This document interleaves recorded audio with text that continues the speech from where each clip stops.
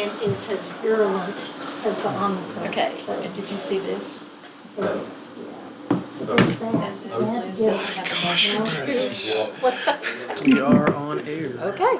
Okay, we'll go ahead and get started. It is 4 o'clock and we are on air, so we'll get started with the Community Planning and Transportation Committee meeting for June of 2022. Can believe it. Already halfway through the year. And we've got a few items on the agenda. The first one is an update on the Regional Transit Authority of Central Oklahoma activities. I requested to put this on the agenda since, one, most of the council really, the current council, we haven't had a real update about the RTA and the history and the involvement. And recently, of course, we've had Midwest City and more have backed out of it. And so thought it'd be a good opportunity to get an update. Invited Marion Hutchinson, who's our representative on the RTA, for those watching at home that aren't familiar, and to come and kind of give us an update on what's going on. And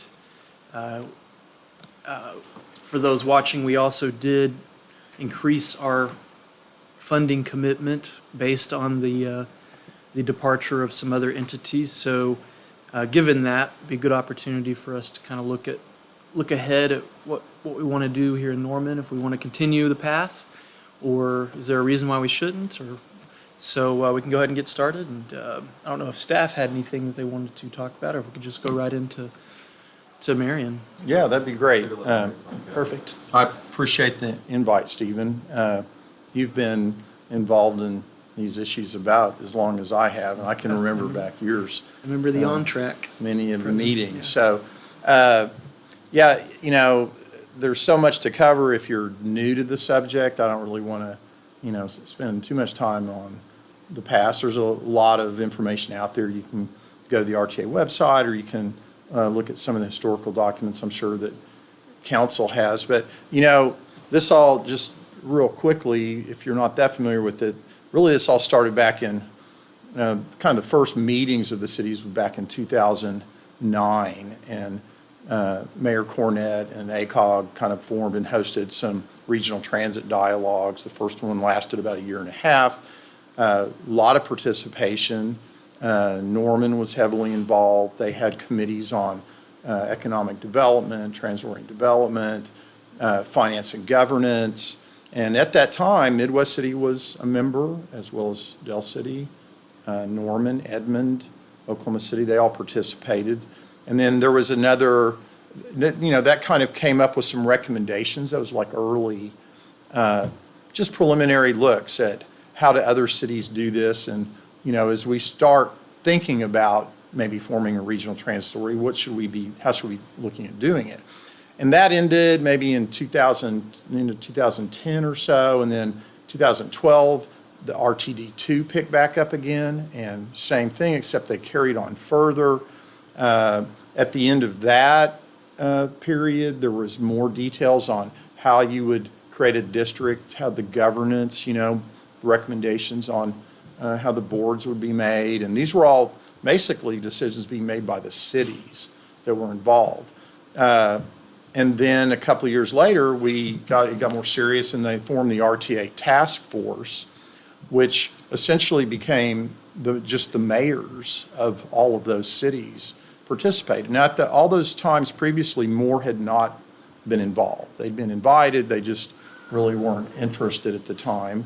And so the other 5 cities proceeded, and then the task force went further, and the cities decided it was time to form the RTA. And we hired a consultant who still works for us now, Catherine Holmes, who's one of probably the best independent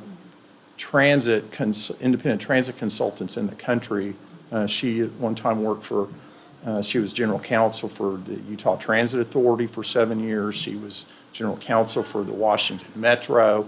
She's acquired right-of-way. She negotiates with the railroad companies, knows everybody in, at the FTA and FRA. And it's just really incredible that we were able to find her and hire her. And that was, again, before the RTA was actually created.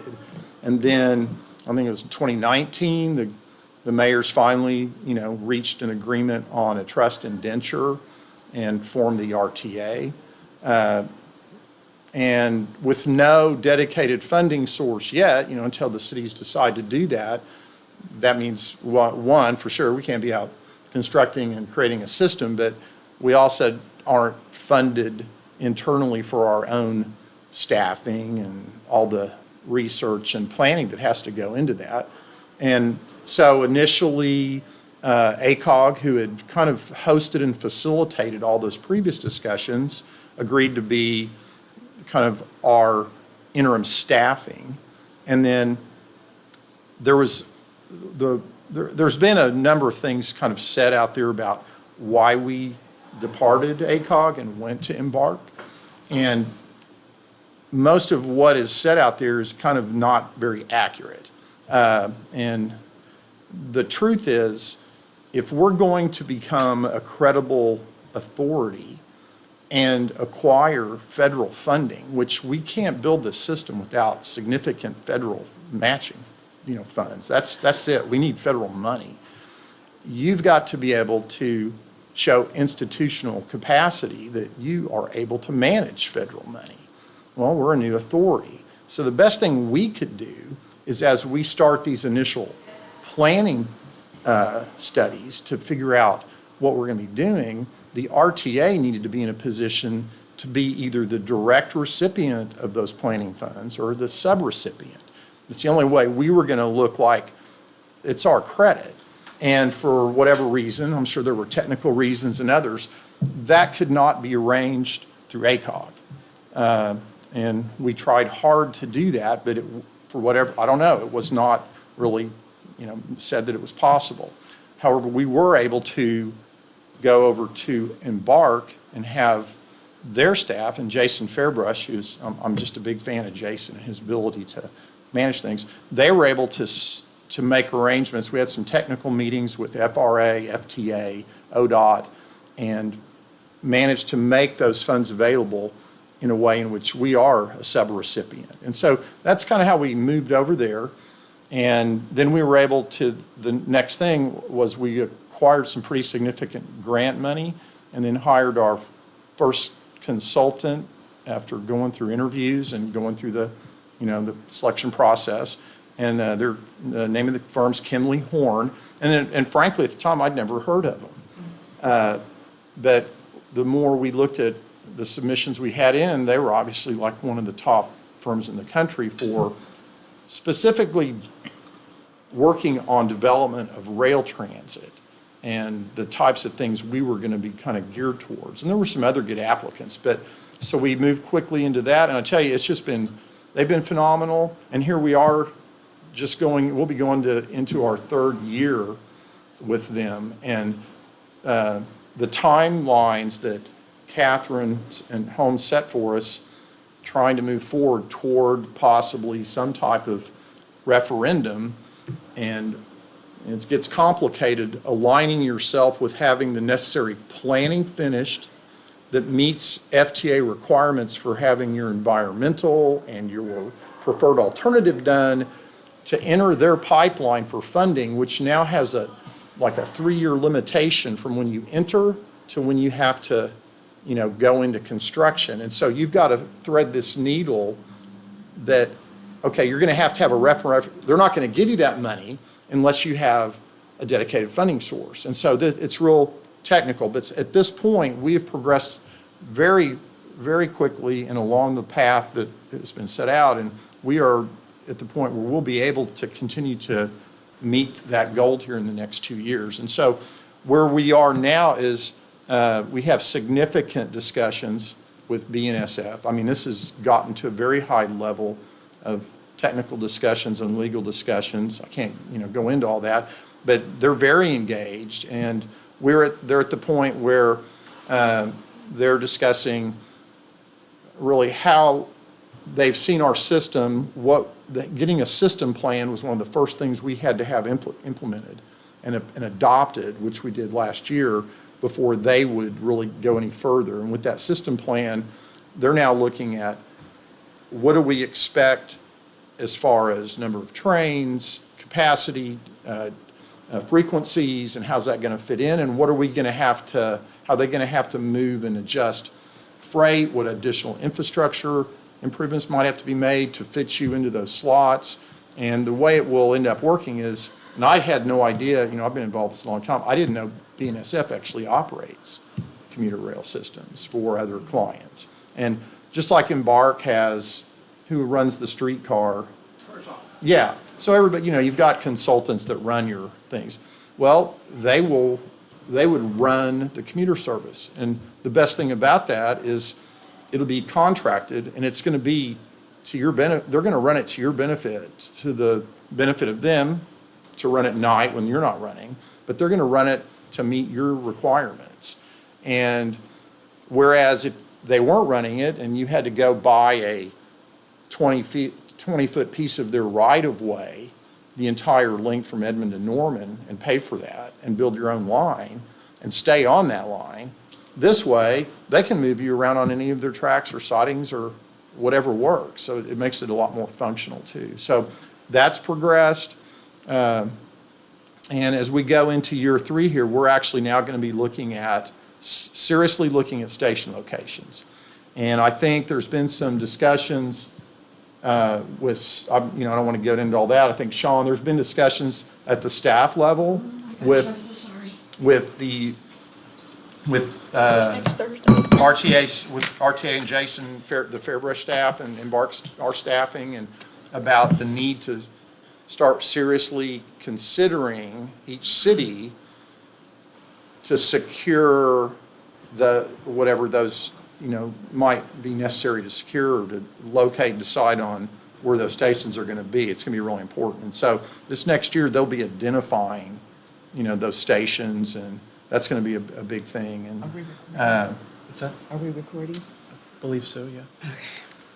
And I think the other thing that will occur this year, we will know a lot better about what those costs, ultimate costs, are going to be, infrastructure that we would need to pay with BNSF, to improve capacity for them to run the system we want to run. Once we, hopefully by into next year, we'll have a really good idea of kind of the bigger cost, which will then kind of lead you to what type of referendum amount, what would we need, for an ask to do that.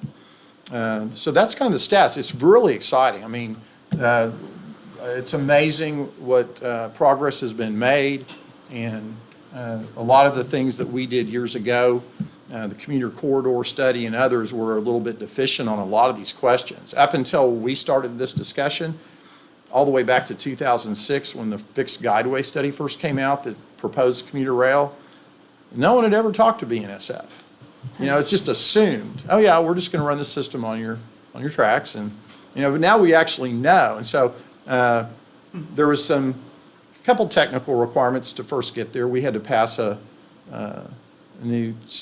amend some statutes at the state about the ability to indemnify and things like that, because if they're going to be running something that you want them to run for you in their corridor, they don't want to be liable for that. And that all passed, flew through the legislature a year ago. That was very, very positive. And so having watched this thing just grow over more than a decade, it's amazing as to where we are. Now, so let's talk about just quickly the cities leaving. And again, you're going to hear things, and some of this I'd like to address. I mean, there's just a lot of wording out there. But the big point of this is, when we started the RTA, Midwest City pretty definitively said, well, if it's going to be sales tax, we probably won't be there. And it's like, well,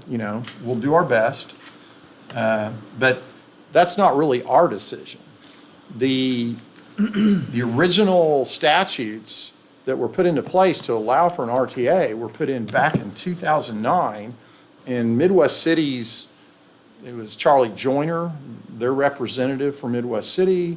It was several individuals that were looking at possibly under Maps 3 running an initial commuter rail from Midwest City just to Bricktown.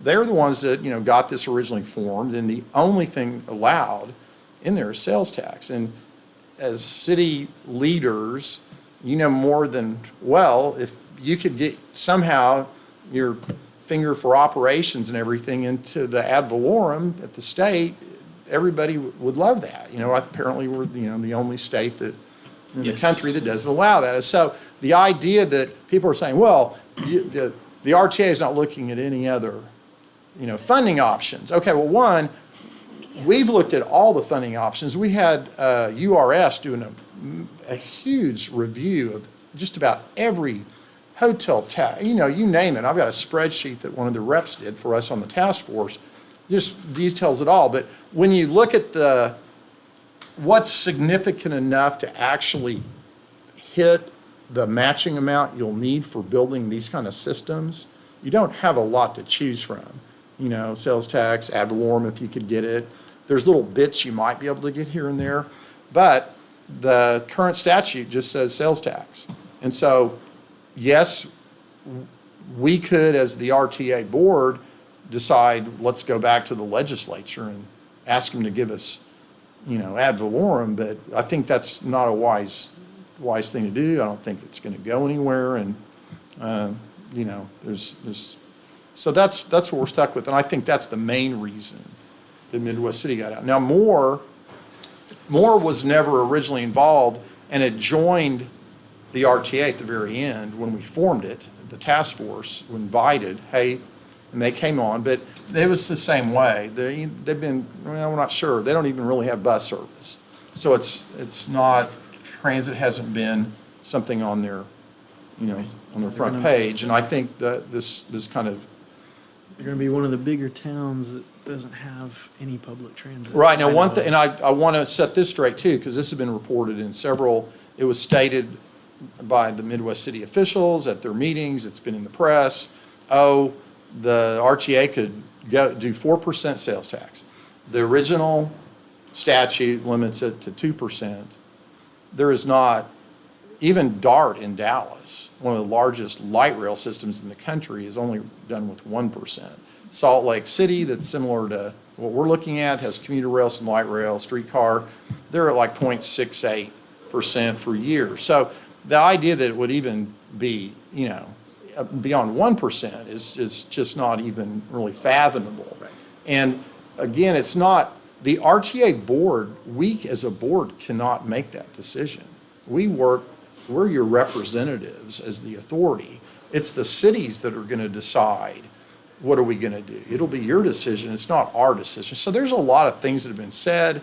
I'm not sure why, but most of what you'll hear about a lot of these issues isn't accurate. So if you've got questions about it, some of it, I'm here to answer those. But we are just ready to go. We're moving full speed ahead. Moore won't have a stop as far as Norman goes. That means one less stop, means the train gets downtown faster. Yep. So, as you'll hear, you ask Ms. Holmes, you ask anybody at any of these other cities when these systems all started, the minute the first ones get going and their people are on them, all of a sudden everybody else wants to join. Yep. And I'll just be clear, they won't be able to come back in and just pay for a station. They will have to pay their fair share of costs and development to get to that point. Right. Another thing real quick on stations, because this was mentioned in an interview I saw on TV with a city and Moore official, said, they're going to have to pay $250,000, maybe it was Del City, for a station. The RTA's the board's been discussing this. There's been discussions with staff. I think right now, the idea is that the RTA, with its funding source, will pay for those stations. It'll be like a base, each one will have a base package. And then if each city, if you wanted to make a Sooner station with, other architectural aspects or whatever, that'd be the city's to pay for. And I would say that has been exactly what I have been under the impression. Right, since day one. We've always talked that, right. That RTA would do a basic one if that's what we wanted, but if we wanted extra, we would pay for that. Now, one of the benefits, one of the things the cities can do is, I think under the enabling legislation, we are not given the authority to do eminent domain. I don't Right. think we have the authority to utilize TIF districts. And so that's something else that each city's purview, you have those abilities to assist. And, when you're talking about transit-oriented development, Absolutely. and I've been involved in Norman long enough, large portions of the city are designated enterprise zones which qualify for TIF funding. And if some of these stations and things are located there, it's something that really you can have a big impact on, for local development and, for system support. So that's something else. Yeah. Okay. Yeah, that's pretty.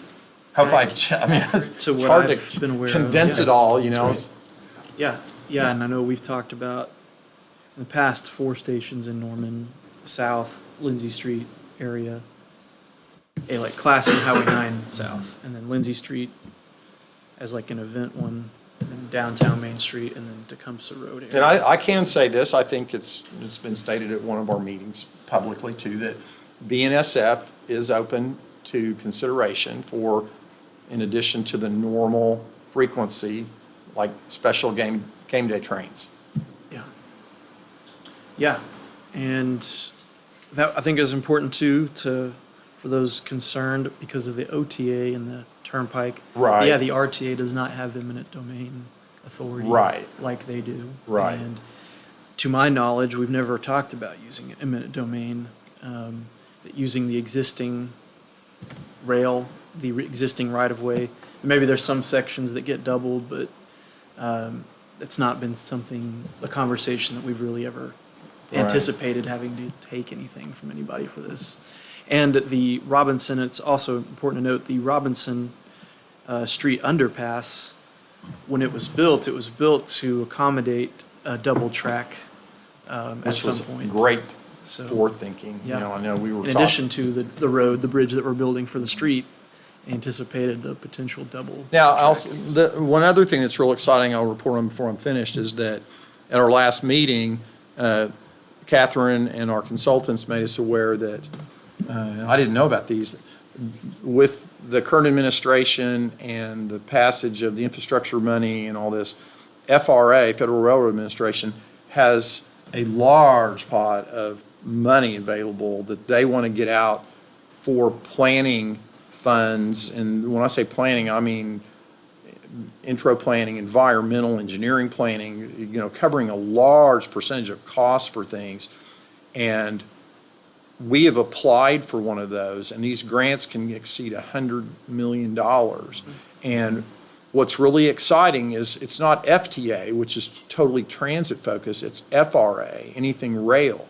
And the fact that we are trying to establish commuter rail in one of the higher capacity and important freight rail corridors that's, almost all of the central United States, and the fact that Amtrak is looking at extending Heartland Flyer for through service, the FRAs will look at this as they're getting a triple for their money. They're going to, support expanded Amtrak. They're going to support expanded additional freight, because all the improvements we do to allow us to operate in BNSF benefit them for where they can put their trains. And what'll be really exciting, it'll be something to point out to voters for referendum, is people that get upset about those trains being stuck and parked across places, they'll have additional places to move those so they're not stuck. So it'll benefit in a lot of ways.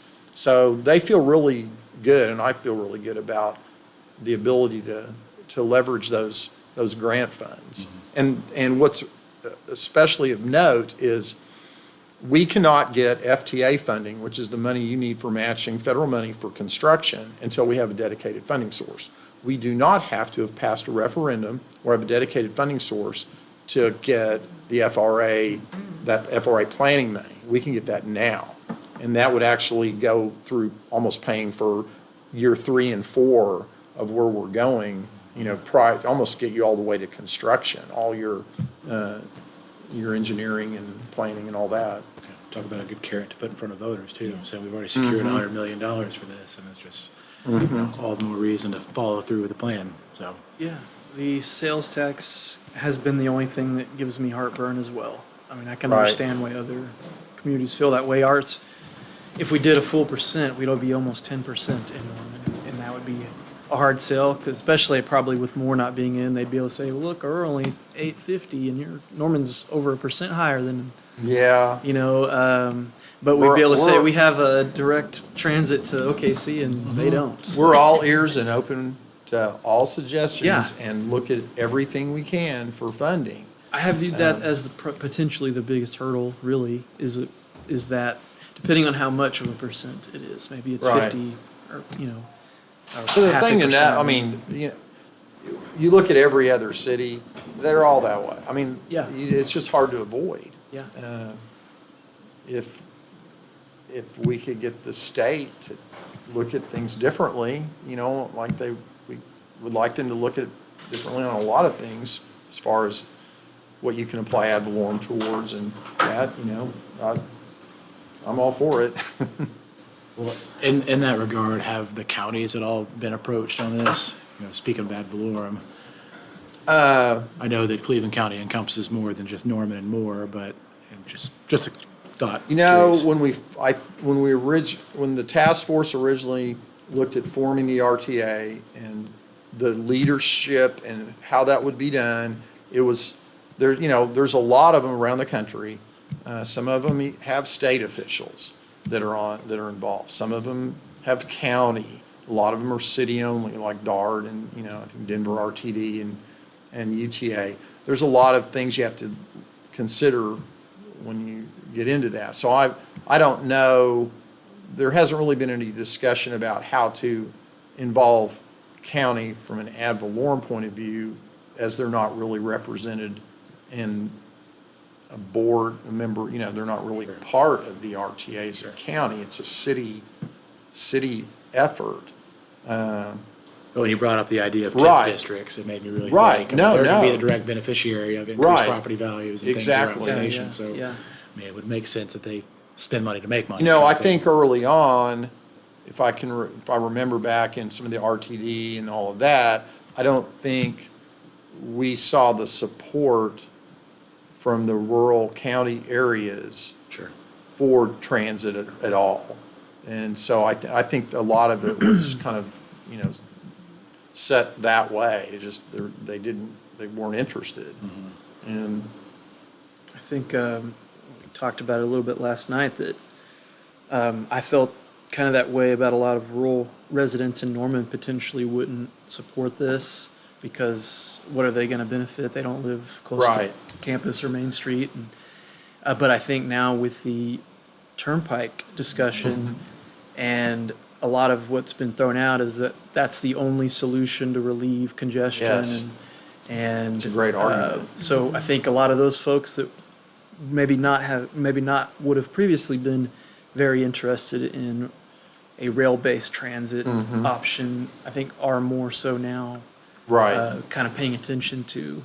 That news about that grant has gotten a lot of traction on social media. I think I had Well, 10 and- realtors follow me on Instagram since I shared it. Really? They're like metro area. And I was like, And to be honest, the north-south yeah, it's like, the north-south line will be anchored on each end with the large park and ride. And so, it's going to be somewhere down south, somewhere, down south. And you're going to have a lot, without a doubt, there's going to be a lot of people in East Norman, Cleveland County that, I've driven out during rush hour on Highway 9, and there's a lot of people that commute to Oklahoma City from all the way, east of out there. Yeah. There's going to be a lot of those people that decide, I'm just driving to the park and ride, and I'm taking the train. And so I think there's more support out there. So once it gets going, obviously that'll, I think, be clearer, but certainly a reason for that, so that you would expect that. Yes, Taylor. Do you want to talk about how you're still looking at going east, even though? Oh, yeah. I think that's really important, and I think that was discussed for you or those watching, our consultant recently had another public online forum for an updates and information, and they did a presentation on some of the things I've talked about. That's on the RTA Moves. Yeah, it's on the Moves website. They can go watch that presentation if you want to see some of the slides. But one of the big things they talked about is even with the withdrawal of Midwest City and Del City, we are full speed ahead with connecting Tinker as part of the RTA. And that's been a goal since regional transit was discussed all the way back with the fixed guideway study and all the RTDs. I mean, that's one of the largest employers in the state. And whether that line doesn't run through Norman, but we have Tinker employees that live here. Edmond has Tinker people, Oklahoma City. They're all over the metro. And it benefits being able to get those people to Tinker and back on a transit system. And so we've narrowed our focus from multiple alignments that for one reason or another we didn't really look like they were going to work now, and we're down to a couple, and we will be identifying that with in this coming year as a preferred alternative, and ready for most likely, which will probably be initial BRT service, and if ridership and all that proves out down the road, it could be convertible to light rail. And so, and what's really exciting is the base, Tinker is fully engaged in this, and they had started their own base transportation planning efforts. And so this is just all of a sudden merged with what they're doing, and they're talking about even moving their fencing back on the east side so that they can locate an main RTA station. They called it like a hub for them, and then they would provide service from that into the base. And I mean, it's a really a pretty forwarded effort on their part, and it seems to have just kind of synced fortunately with both parties looking at it at the same time. So well, that'll move forward regardless of whether Midwest City or Del City's in. And they're going to there was statements made. They both support Tinker so well that even if they're not initially in the RTA, they're going to, I'm sure, work with us on anything we do to get transit to Tinker. And so as far as you know, currently, Oklahoma City and Edmond are firmly committed still to this. And I mean, the three of us are considerably larger than Moore and Midwest City and Del City. So. Well, and Governor Henry, our board chair, said it best. And there's no way, when you put a system plan in, you have to have a system plan to move forward with anything, with the FTA, with all the, you can't build all of that at once. DART didn't do it. Salt Lake City didn't do it. You start with, Salt Lake City put in that single light rail line when they had the Olympics. Didn't even, politically kind of similar, Western city, fairly conservative, weren't, I don't think, planning out some massive rail transit system, just, hey, let's get a light rail line to, for the Olympics. And then once it was in, the whole thing took off, and then, next thing they had the commuter rail line out to Ogden and down to Provo, and then a streetcar. And so it takes time. I think one of the greatest things that a lot of people won't think about is the Oklahoma City streetcar.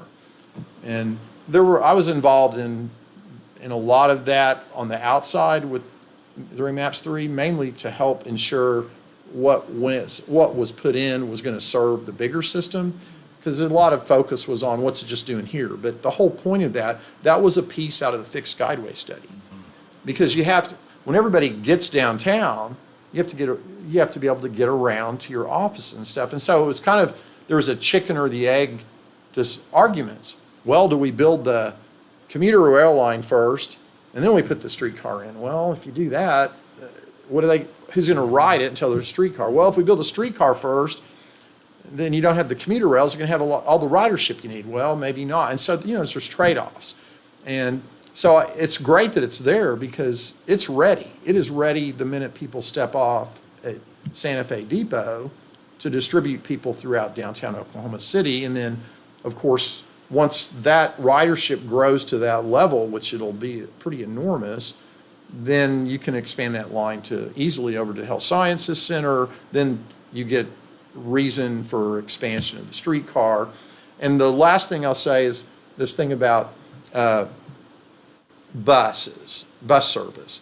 There was a comment, I think, that came out of Moore's withdrawal about, well, all the RTA doing is they're just putting in rail. That's all they're doing. Well, that's what we're focused on, and the main goal, is to get the regional fixed guideway systems in. But literally, once you pass a dedicated funding source, the first thing you're going to do with a lot of your money is expand your regional bus service, because those buses in that system have to be expanded to meet those stations when the stations are there, so that when people get to the station, it's all integrated. And so even though we're focused on this aspect now in our studies, you don't have to do big studies to figure out where your buses, you do, but buses move around and it's not fixed. And expanding your bus service is a matter of, it doesn't take quite so long, it's not quite so costly. Right. But expanded bus service will be a big part of that system. Question will be, down the road, does that all stay Embark managing the bigger bus system? Does RTA just stay focused? Some of the cities eventually, DART runs everything. Does Embark at some point become part of RTA? There's a lot of that's way down the road, but regardless of how you split it up, there will be contractual agreements at the very least between everybody so that it's a big integrated system.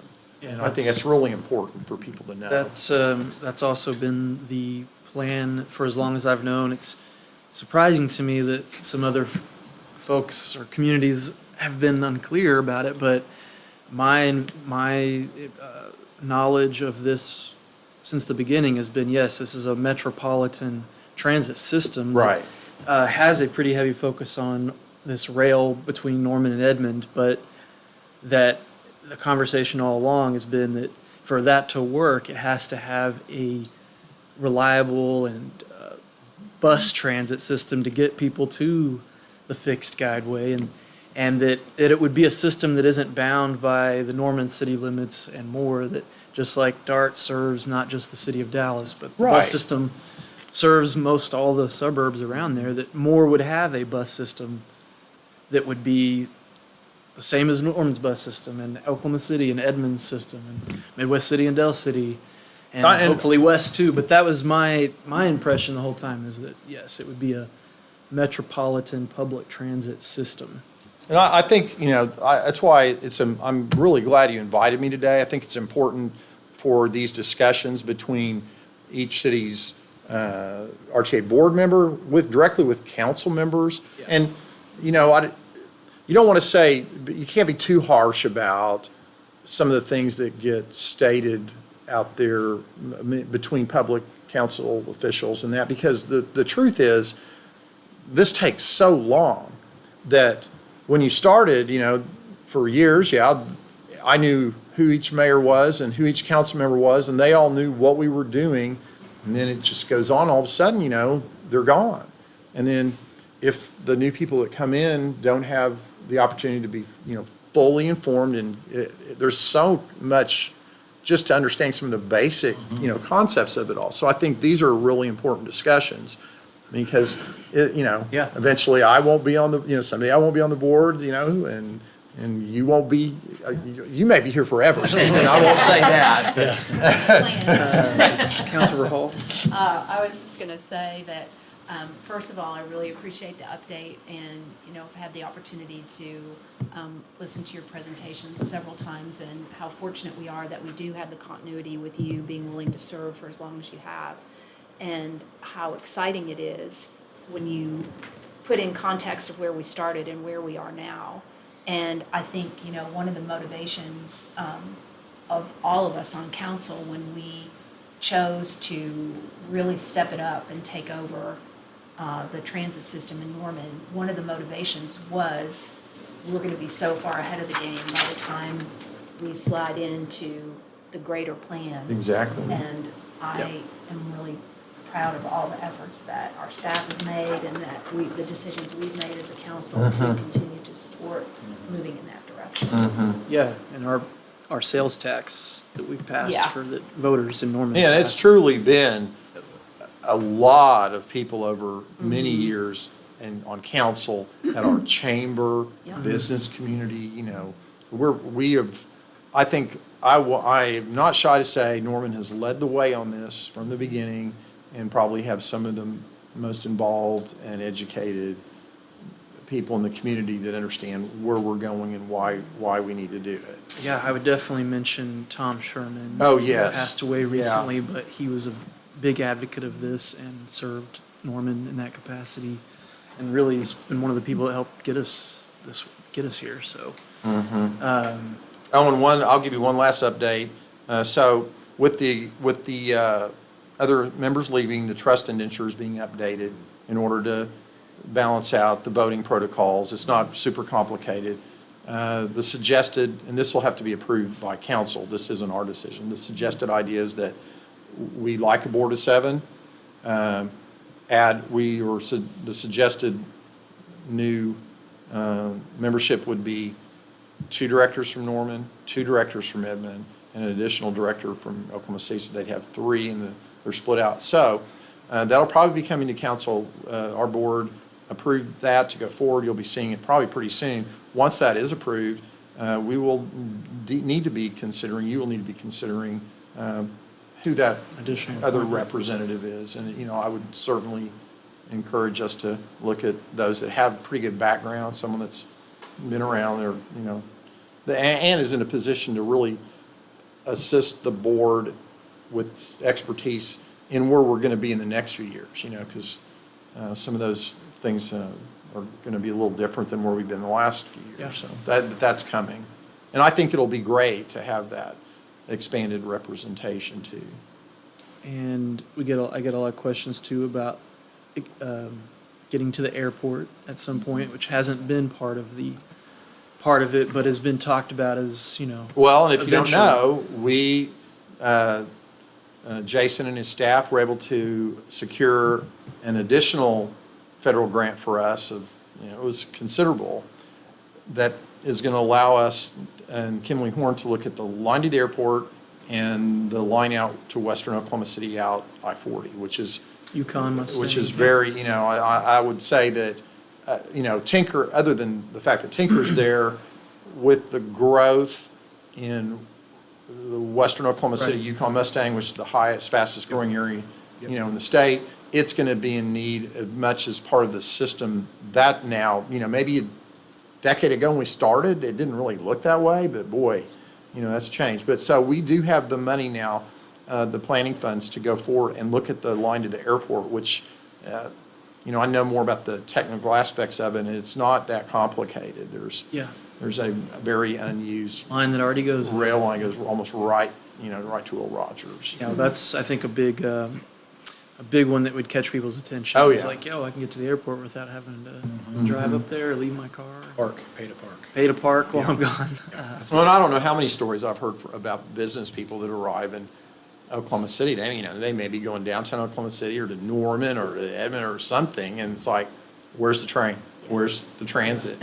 What, you know, there's nothing here. I've envisioned it helping with game day in Norman. That Oh. if people from Edmond and the city could get to Norman through the train, that you know, people that want to avoid traffic and parking, that, you know, seems to be a benefit for us, less wear and tear on our streets, and And if you're not driving, you can start the party early. people can have a better time maybe. I And guess. there is, you know, there is discussion and consideration about a special stop, Yeah. you know, somewhere east of the, Street east of, right yeah, there. somewhere Yeah. down there that's not a normal stop, but that, you know, maybe you get Event involved stop, in helping yeah. fix it up, and, yeah, it's something that would be pretty nice to have for a game day stop.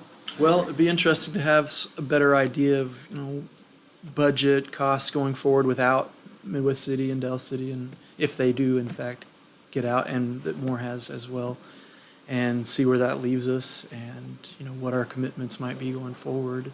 We should know, by the end of this next, fiscal year, we'll have a pretty good idea of a lot of that, stations, real costs, things that we've never, ever had before in any of the time we've looked at this. And the issue with our sales tax, our transit tax that voters approved, and the part about it rolling off if a regional Which tax was is really approved. smart. So it'll be lessen the blow of whatever that increase happens to be, because it'll kind of, yeah. So that's real remarkable, and thanks to the Norman voters for Of course. leading the state once again and setting an example with public transit funding.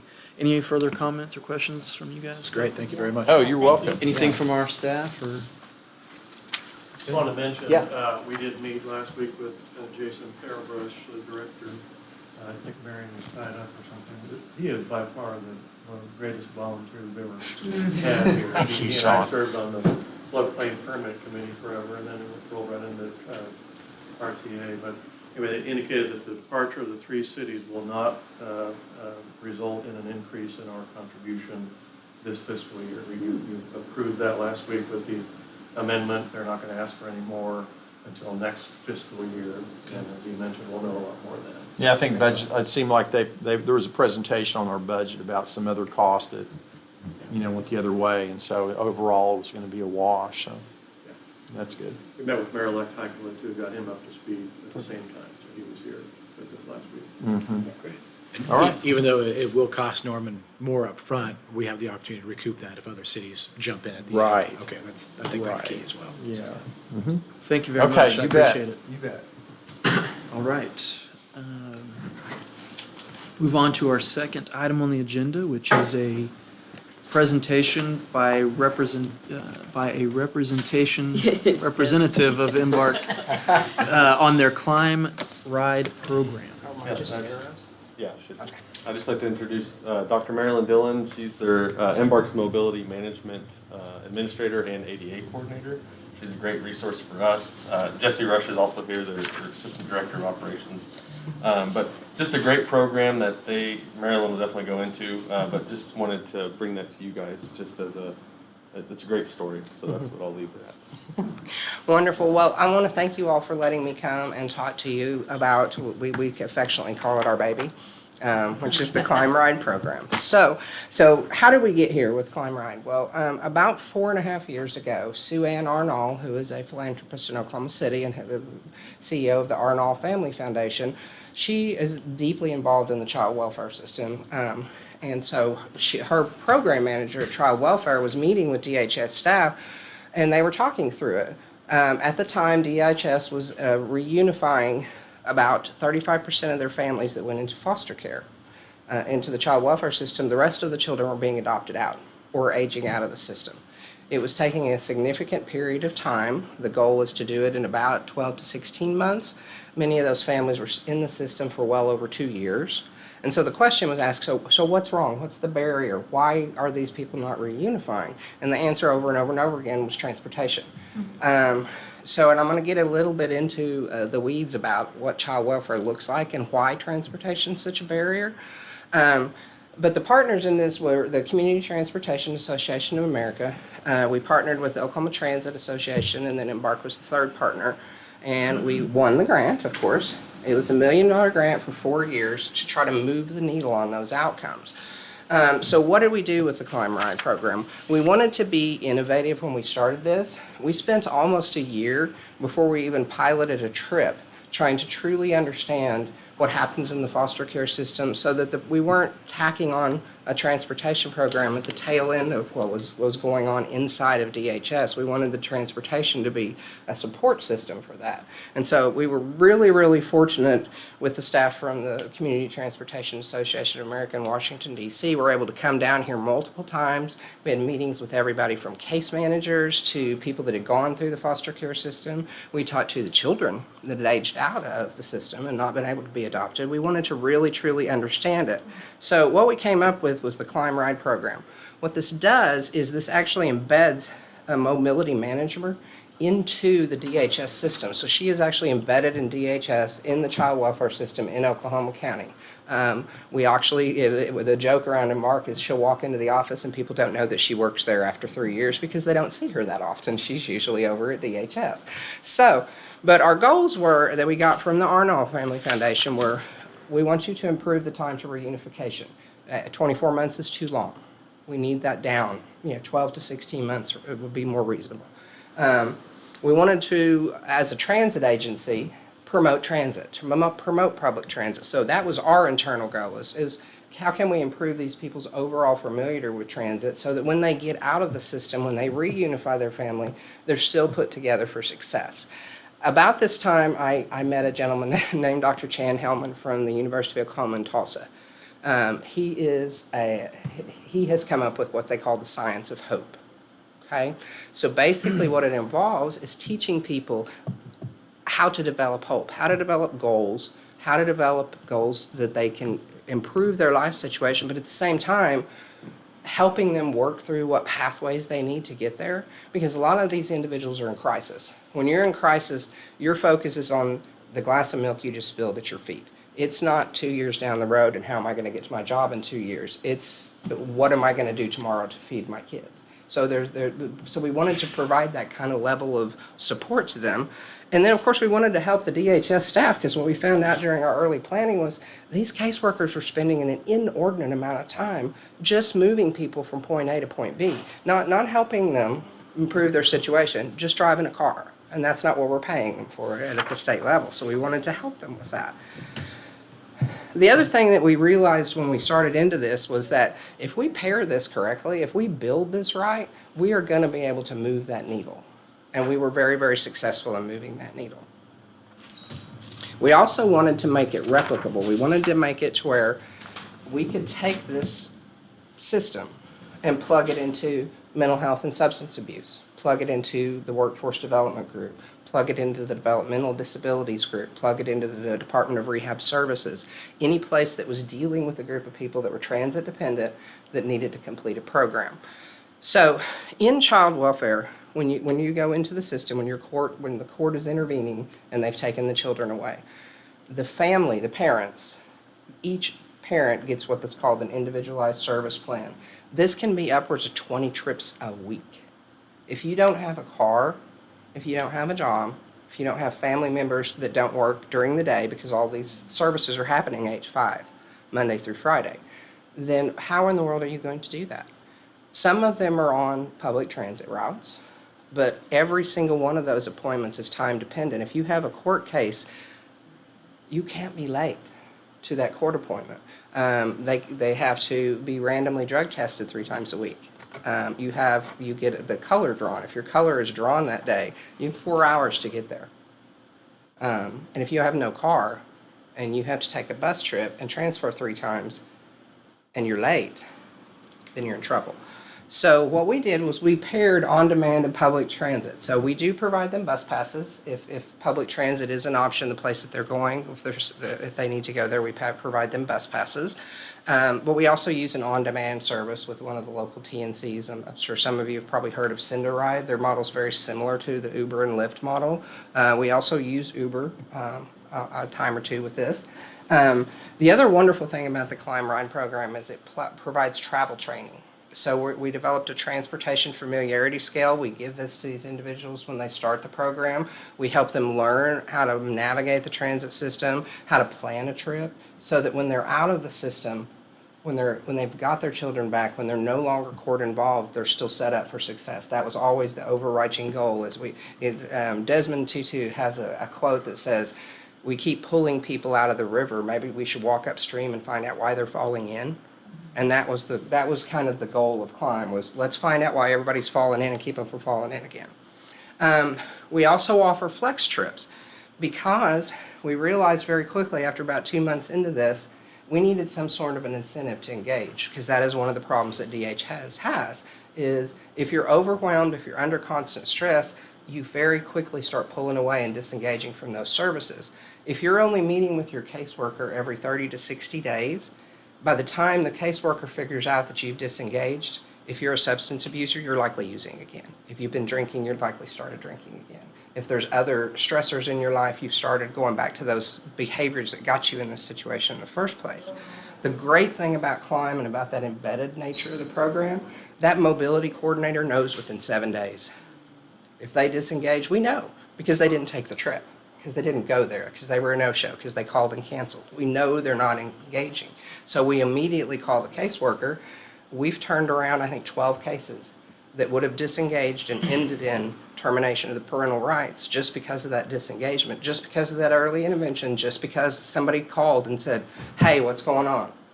Is everything okay? Do you need anything? How can we help you? We need to get you back on track.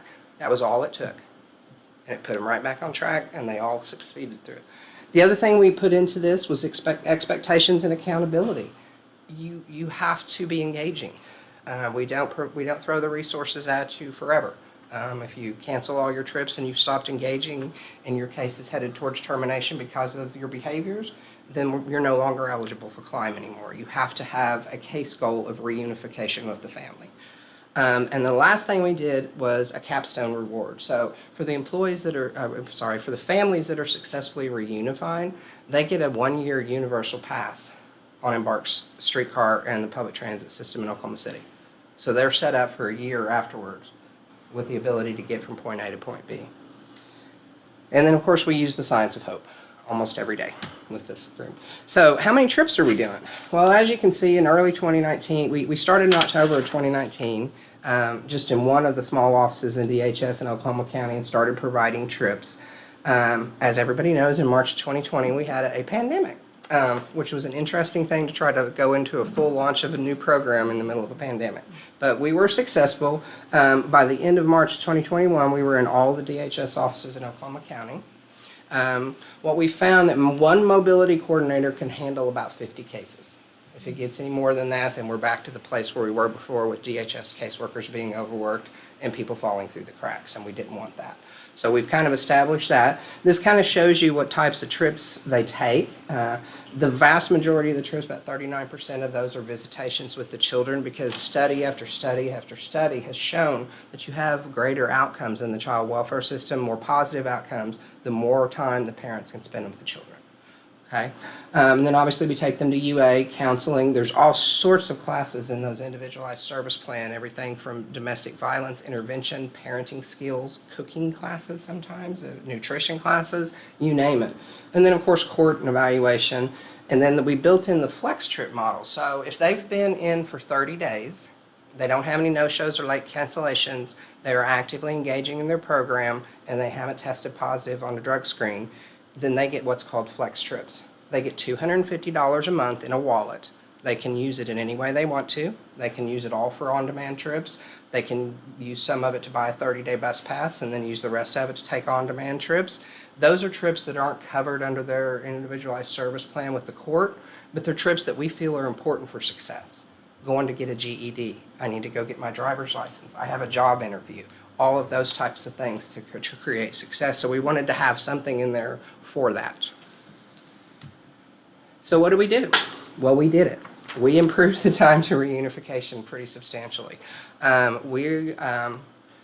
the time that the report math was all done, which was about 4 months ago, we were at 63%. We're still there. I think we're actually at 65 now, so we've gone up a couple percentage points.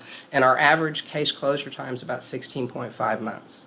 So to put that in context and put some dollar signs to that, I'm gonna give you guys a copy of our report. There's a case study in here of a father that we successfully closed his case in 12 months. So it takes about $4,000 to keep a child in foster care in the child welfare system, all the support services. It's about $4,000 a month per child. Okay, so by simply reducing his case time in half, that's a $30,000 savings in services that were not needed to be provided. It only cost us $4,000 in trip costs to close that case in 12 months. So it's a $26,000 savings overall.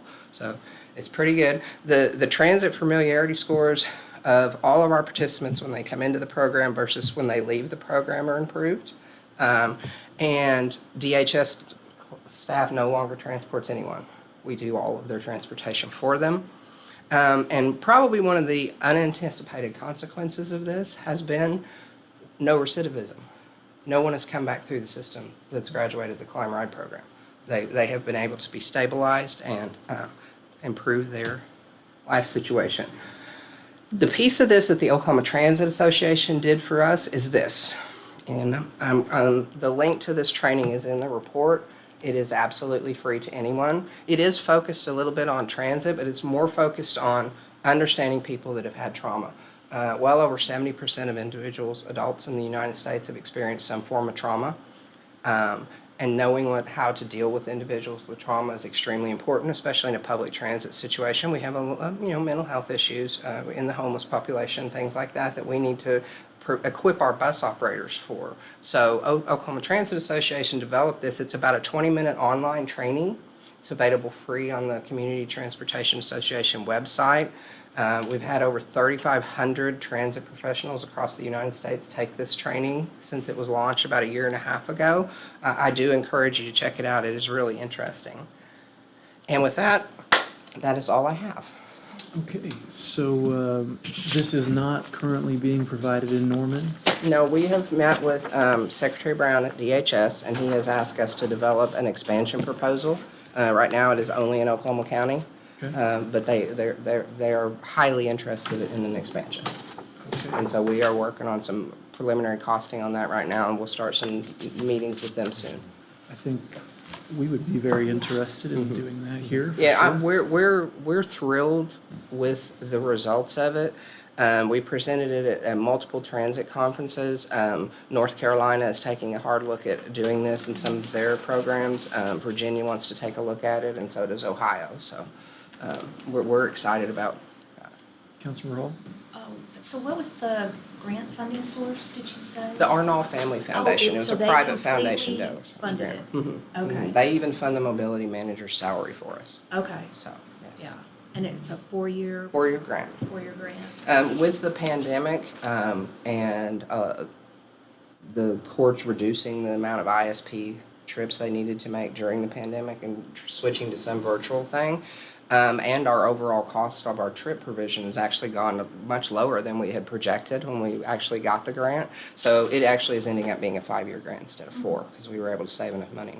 And I'm also really intrigued with the trauma-informed training. Is that available to all the Embark bus operators? Oh, yes, they've all taken it. They've all taken that. Yeah, they're required to go through it. Are Yes, ma'am. Norman, Yes, ma'am. excellent. Councilman Peacock? You mentioned Oklahoma County. Is this administered by a county everywhere, or can it be done by cities? This is totally replicable and scalable to almost any Okay, so it doesn't need have that to you go through the have. county. You would need to tweak it a little bit based on what your availability is, like if you're going to use a TNC type model, how much capacity do they have, those types of things.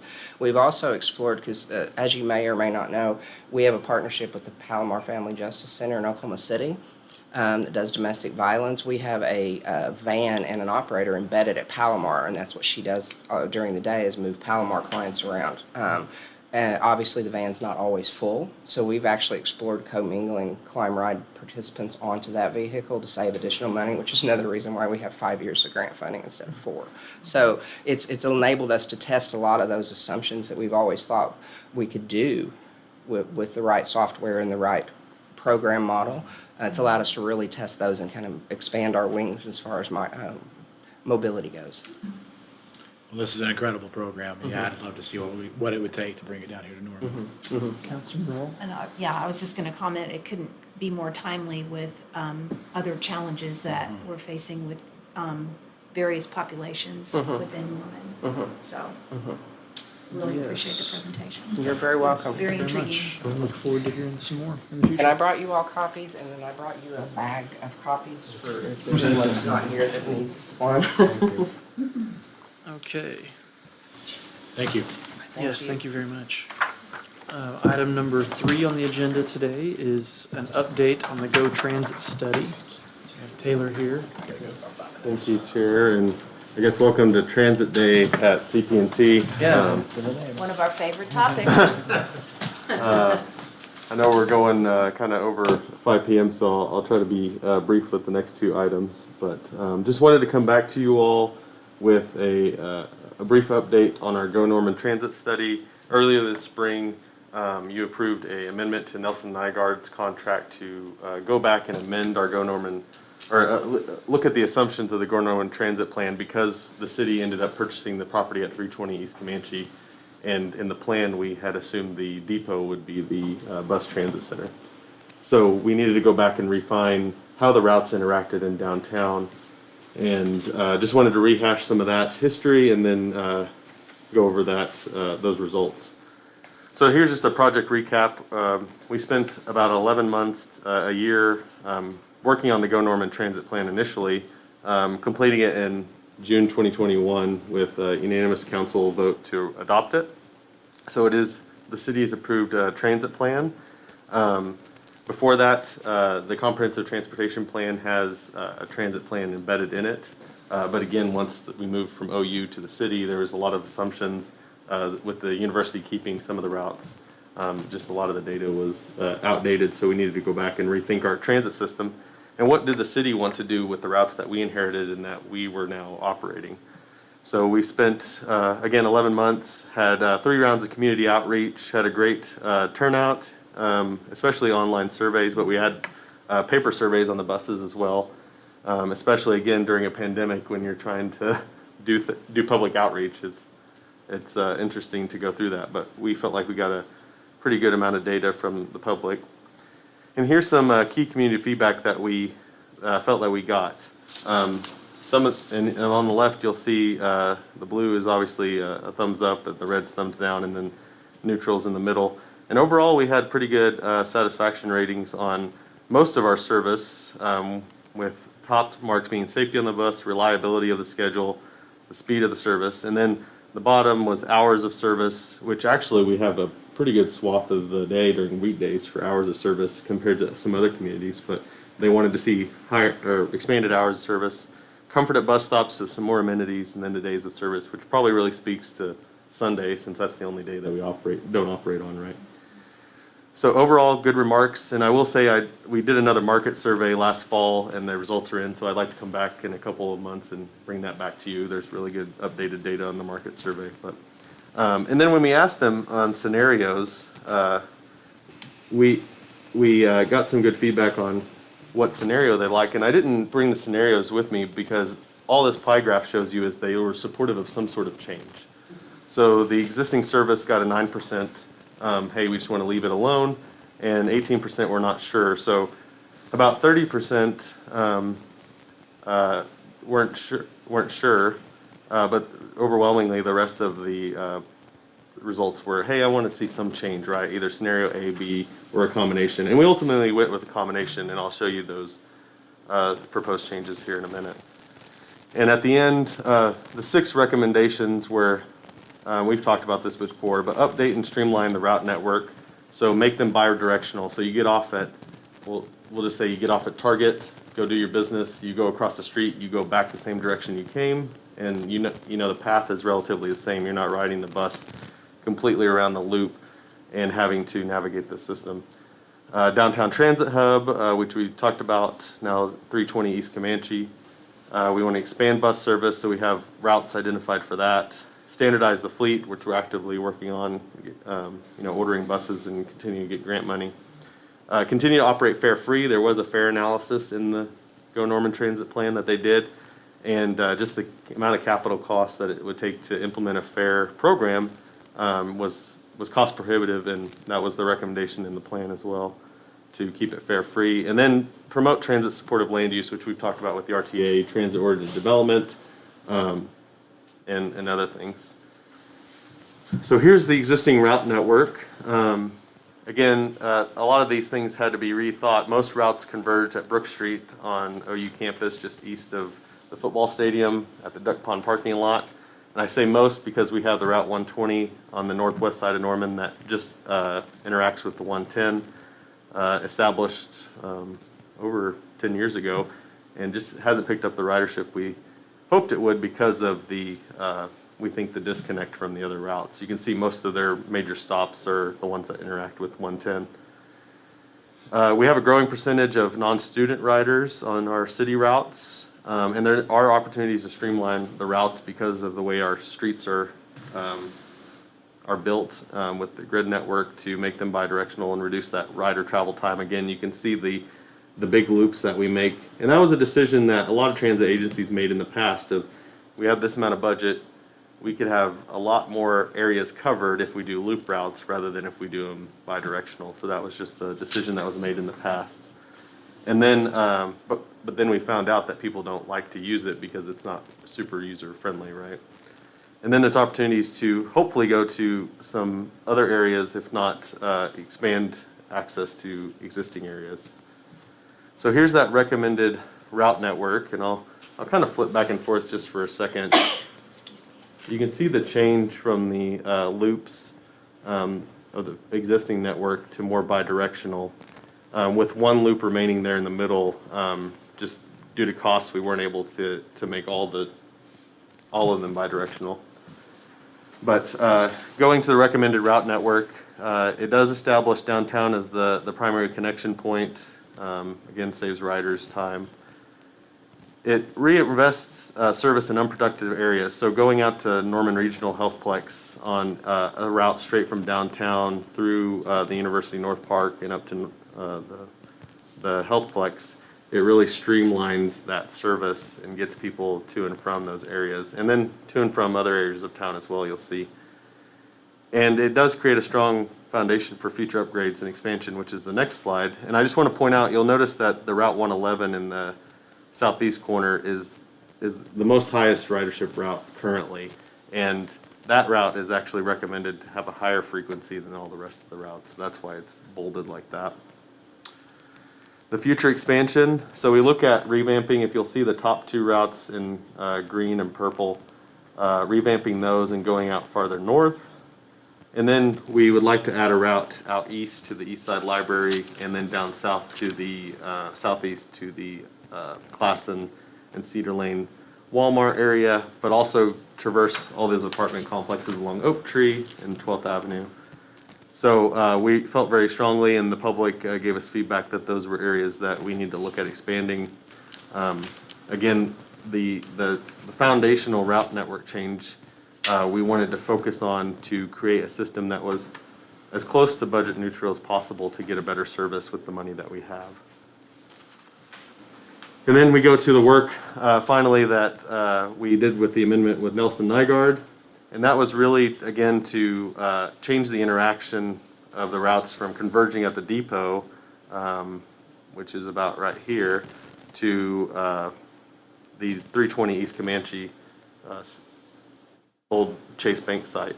And this is kind of a, you see those subway line maps. It's a little bit more designy than it is practical for somebody to actually figure out kind of what's going on. But it does show you that the interactions are all occurring at that 320 East Comanche Street location. So again, I know it might seem kind of funny, we had to go back and ask them to look at moving it 3 blocks east, but we wanted to make sure it was done correctly and done in alignment with the thinking that we had done just about 6 months before the property was purchased. So we have that completed, and we're ready to now continue on with going out to the public in the next fiscal year and asking them one last time what they think about the route network redesign. So this is the pretty version of the schedule. We have a schedule that we could print off that you need the magnifying glass to see, each row, and I'm happy to share that with you. But tentatively, we're looking at 3 public hearings. That's a part of our public service changes plan that we have, is we need to have at least two, and we're tentatively looking at 3 public hearings to just go above and beyond that requirement that we've set for ourselves. Of course, going back to this committee and council at the conclusion of those public hearings, and again, that's to go out and say, hey, riders, citizens, what do you think about these final service changes before we implement them? It's a requirement for us to do that from FTA. And as you know, we're currently looking at remodeling the 320 East Comanche Street location. We have an architect on board, as council approved that in May, and they have been off to the races. And we're looking at continuing those redesign discussions into the early fall, doing a bid for that that work and then doing the construction through summer of next year. Something that may go under the radar, but we need to do bus stop updates. And we talked about that with the ADA improvements. And council thankfully passed some money in our ADA budget to rehab bus stops, but we need to hold off on that until we know for sure what the service changes are gonna be. So we have bus stop construction process that we need to go through. We need to talk to Tyler Media, our vendor, on the shelters and the benches. So if we move bus stops, we need to take care of them as our partner and relocate those amenities to appropriate stops for us and them. So that'll take some time to think through. And we also need to work closely with our Embark partners on a marketing campaign and then implementing the service change just at a practical level with their operators. So per their union contract, they have a bid twice a year where the senior most drivers pick their work and it just goes down the list.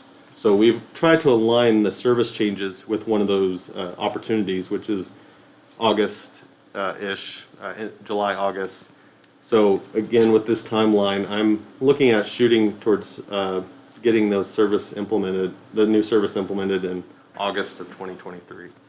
So I know that's still a little ways out. We're about a year out, but there's a little bit that we still have to do to implement that. So that's really what I wanted to come and update you all on, and kind of, and then start going out to the public, making those agendas and meetings and really get that public hearing process started. So happy to answer any questions.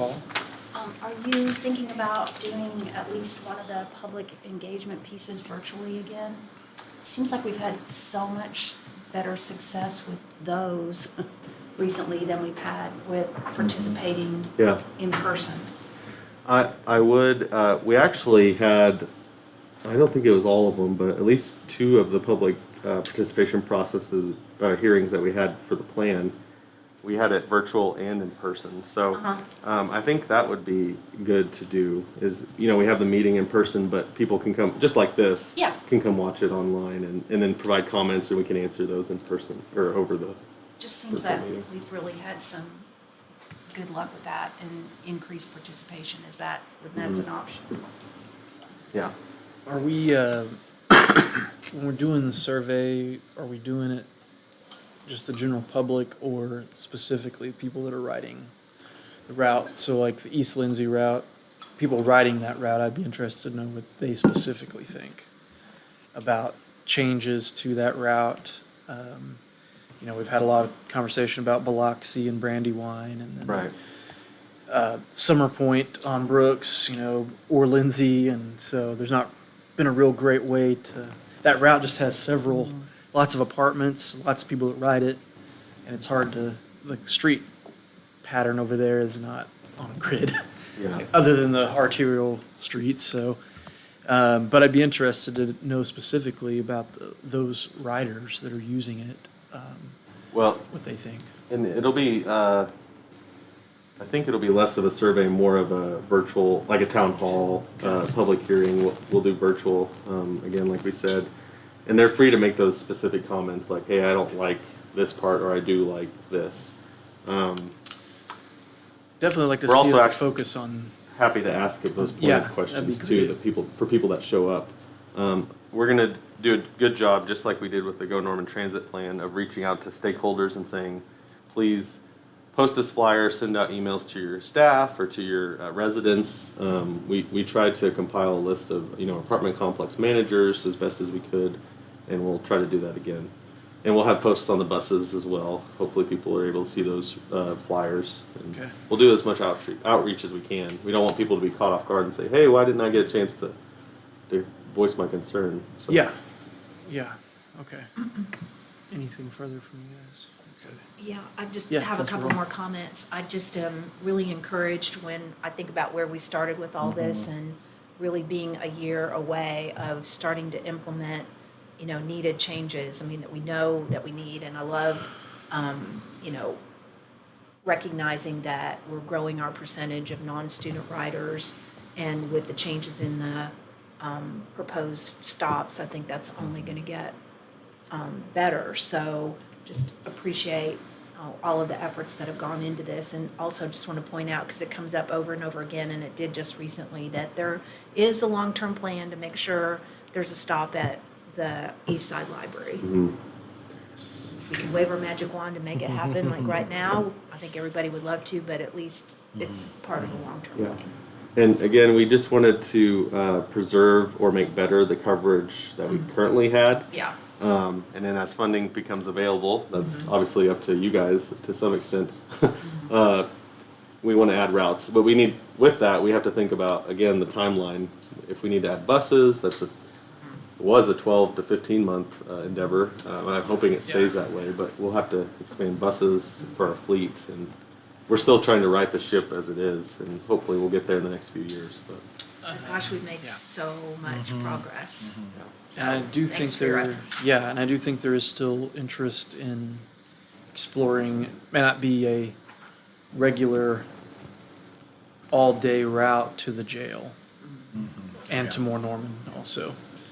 So I think those two are still ones that I still get questions about, especially the jail since it's out in the middle and kind of nowhere. But Just even a once a day. yeah. So definitely still interested in that, but I do appreciate the update and moving forward on the hub and everything. So it looks like we might be able to get under construction by the end of this year on that. It looks like. I hope so, yeah. I just had a meeting with the architect yesterday, and I have, actual plans in my hand, so that's pretty exciting. It's not gonna be the Taj Mahal, but if you know what the Brook Street Transit Center looks like for our passengers in our It's got to look better than a I bet it's slab gonna of, be an improvement slab of over that. concrete. in and the we're middle very of an thankful asphalt for parking lot. for OU letting us to still Yeah, sure. use their facility, but there's just not a good place for restrooms, or there's no water fountain. We've talked about that for years. Yeah, hopefully the university will improve those facilities for themselves. Like I've mentioned before, Oklahoma State's not generally real jealous of anything they got going on up there, but their transit hub is a Taj Mahal. It's got a parking garage attached parking to it. garage, It's a big giant oval. And it's across the street from the football stadium, and all the buses just converge there, and it's right in the middle. So it's pretty cool. I don't know what they did to get that. I guess some kind of grant probably, but. Yeah, we're just trying to look at making the facility functional. Obviously there'll be, fresh paint, all those good things. I think it'll look really good. If you've never been in that building, it's an interesting split layout. Yeah. Happy to take any of you all that if you want to go look at it, but. I definitely look forward to seeing the drawings of what they have in mind whenever they're ready. That'll be, yeah, okay. All right, thank you very much. We'll move on to the fourth item on the agenda, which is our public transit report, which we do every month in this committee. For those that are interested in the public transit system in Norman, the current system, and who is riding it, and what our plans are and things like this, every month in this committee, we go over the monthly ridership report. So, and I would just note that there are people riding the bus, a lot of them. So, Yeah. for those that are watching. And I won't go into the memo, the report that much. We've actually talked about a lot of the things that I go into regularly on a monthly basis. I will say I learned this week that our battery electric buses have been pushed back a little bit. I've always been cautious with our receival date, so it's actually, I've had it in your report for August, September 2022 for a while, and it's actually coming to fruition that it probably will be September-ish. So I've kind of pushed it back in my head a little bit just to be ahead of that. But hopefully we'll get them early fall, and that'll be our first big bus purchase. And I'm very excited about the electric aspect of it. And then I'll just go into the ridership a little bit. On page 1 of the performance report, in May we had 22,453 people ride the system. That's fixed route and paratransit. And year to date, it is 243,000 passengers, and that's a 30% increase over last year's year to date. So we're not at the 330,000 that we were pre-pandemic. We haven't really operated a year without the pandemic as the city. Right. But just looking at the routes that we inherited and the ridership that they had for OU from the last year, that's about where they were. So we're gonna end the year, probably around 260, ish thousand, and that's, a lot better than it was last year, so. Ridership's not the only metric, but it is a good metric to look at. And I like to point out the, ridership per service hour metric, that's a healthy thing to look at, and for fixed route weekday, that's at 13 riders per service hour, and that's a really good metric. So that's literally at any given hour during the day, we have about 13 people riding each service hour. Does that make sense? So Yeah. each bus operates about 15 service hours a day. So that's, sometimes it's 30 people on the bus, sometimes it's 0, but on average, it's about 13 people. That's pretty healthy. When you say, Jesse, especially compared to Oklahoma City, too. Not saying we're better than Oklahoma City, but the metrics that you guys look at, you would be very happy with 13 people per service hour. Yeah. And then our Saturday service is actually almost 14 people per service hour. So the numbers aren't as large, obviously, as the weekday, but overall, people are using that limited Saturday service that we have. So I know we're approaching 5:30, so I'll just answer any questions that you guys have. Yeah, just continues, looks like people continue to use public transit and need public transit. And the improvements, I think, will be welcome as we make them, but right now our system seems to be adequately servicing the people that need it. Yep. And yeah, that's 200,000 plus vehicle trips that aren't being made on the streets of Norman a year right now. So everybody's always concerned about traffic and the cost of widening roads and all those things. Another way to get around. Yes, absolutely. Anything you'd like to add? I just Councilman? not a question, but just a comment, because I do want to highlight one of the things that you report on almost every month, and I just think you deserve a shout out, and anyone who's listening today, of the grant section and how aggressive and creative you have been going after grant money for every possible thing that we might be eligible for, and that's a daunting task in itself. So just really appreciate all of your efforts Thank on you. top of everything else you do every day to try to make the most of the money that we do have available I by appreciate that. pursuing grants. So And now I thank have you a for all staff that. member that's devoted to Yes, grant administration, which I'm great. happy Yes. to have that. And Well, and it certainly with, pays off. with your support, I'm able to go after those grants. So I appreciate that. And the fact that you guys allocate us some money for bus replacement, I'm able to, say, hey, we have a commitment. Here's our local match. If you give us the money, we'll be able to be good on it. So I appreciate your all support on us going after those grants. Thank you for that. Wonderful. Keep it up. That's all I've got. Okay. Well, that is it for our agenda today. I want to thank Councilmember Hall for serving on this committee. This will be her last CPTC meeting with us. So, but for the last 3 years, we've gotten a lot of stuff done in here, I think, and had some really productive discussions. So, Our happy place. yeah, hopefully we'll get Helen in here and pick up right off. So, anything anybody else would like to add that we got in here? Anything you want to add, Chris? Okay. It's all cool. Good. All right. It is all cool. Okay, well, this meeting is adjourned. Thank you all so much.